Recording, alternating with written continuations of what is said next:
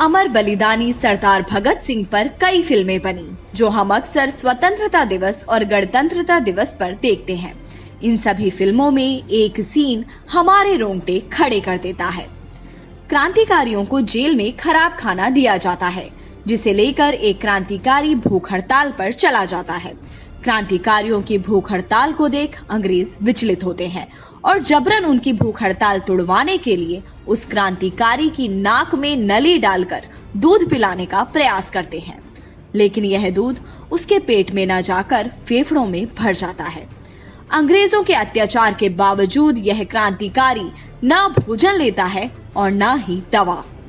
इस तरह भूख हड़ताल के 63वें दिन मां भारती के चरणों में वह अपने प्राण त्याग देता है।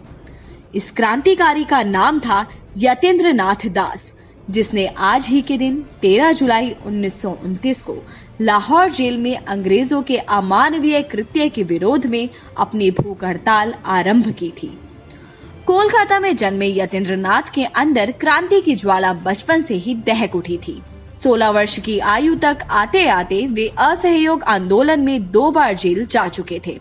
जब गांधी जी ने असहयोग आंदोलन वापस लिया तो वे भगत सिंह समेत अन्य क्रांतिकारियों के साथ जुड़ गए। यतीन्द्र नाथ दास सचिंद्र नाथ सान्याल के साथ हिंदुस्तान रिपब्लिकन एसोसिएशन के सदस्य बने।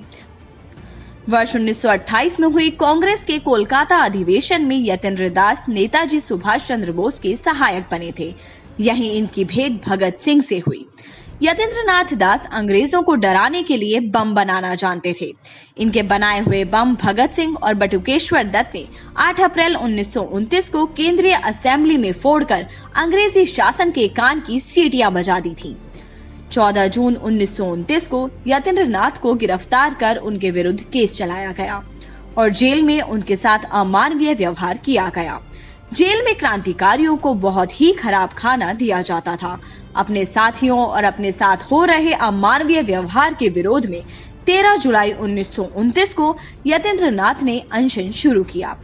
यतीन्द्र नाथ के अनशन को देख अंग्रेज अधिकारी घबरा गए थे और उन्होंने जेल कर्मचारियों को आदेश दिया कि यतीन्द्र नाथ की नाक में नली डालकर उनके पेट में दूध पहुंचाया जाए।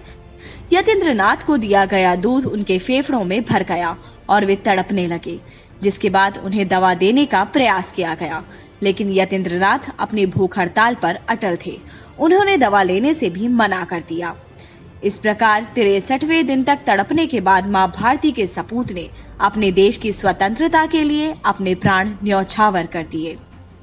यतीन्द्र नाथ ने अपने छोटे भाई किरण की गोद में प्राण त्यागे। उनके छोटे भाई भी उस समय उनके साथ जेल में बंद थे।